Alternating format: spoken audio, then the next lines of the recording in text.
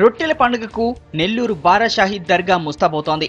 రాష్ట్రం నుంచే కాకుండా దేశ విదేశాల నుంచి లక్షలాది మంది భక్తులు రొట్టెల పండుగకు తరలివస్తున్నారు.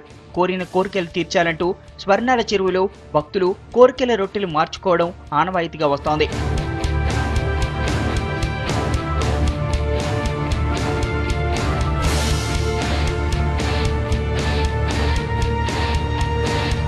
ఉద్యోగ రొట్టి, చదువు రొట్టి, సంతానం రొట్టి, పెళ్లి రొట్టి, ఆరోగ్య రొట్టి, ఎవరు మొక్కుబడి తీరిపోయితే వాళ్ళు తీసుకొస్తారు. మళ్ళీ వేరే వాళ్ళు తీసుకుంటారు రొట్టిని. అవి వేరే వాళ్ళు తీసుకొని తిన్న తర్వాత వచ్చే సంవత్సరం లోపల వాళ్ళ కోరిక నెరవేరితే మళ్ళీ వాళ్ళు తీసుకొస్తారు రొట్టిని. ఈ విధంగా ఈ స్వామివారి గంధమోత్సవం జరుగుతుంది. రొట్టెల పండుగని ఈ భారతదేశం కానీ బయట ఇతర దేశాల నుంచి నలుమూల నుంచి వస్తారు. ఇక్కడికి వచ్చి ఈ స్వామివారి గంధమోత్సవంలో పాల్గొంటారు అనమాట. నెల్లూరులో జరిగే రొట్టెల పండుగ కుల మతాలకు అతీతంగా భక్తి విశ్వాసాలకు ప్రతీకగా నిలుస్తోంది. బారా షాహీదులను భక్తులు మొక్కడం, మొక్కులు తీరగానే రొట్టెల రూపంలో వాటిని తీర్చుకోవడం ఆనవాయితీగా వస్తోంది. కోరికలు తీరిన వారు రొట్టె వదిలితే కోరిక తీరాల్సిన వారు ఆ రొట్టెను పట్టుకోవడం సాంప్రదాయం. కోరిక తీరిన వారు మరుసటి ఏడాది వచ్చి రొట్టెను వదులుతారు. ఈ వేడుకలకు దేశ విదేశాల నుంచి సైతం భక్తులు తరలివస్తారు.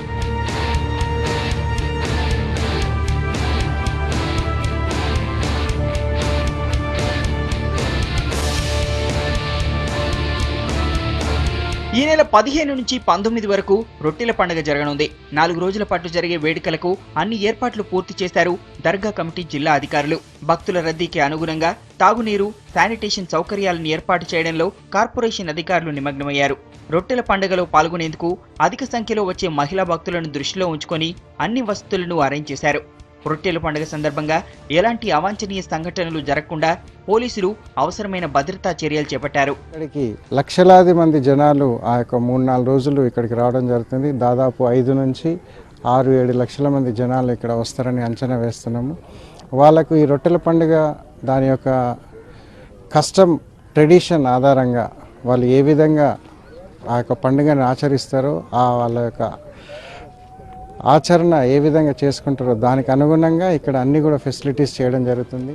ఎంతో ప్రాముఖ్యం ఉన్న బారా షాహీద్ దర్గా రొట్టెల పండుగకి దేశ నలుమూలల నుంచి వచ్చే భక్తులతో నెల్లూరు నగరం సందడిగా మారనుంది.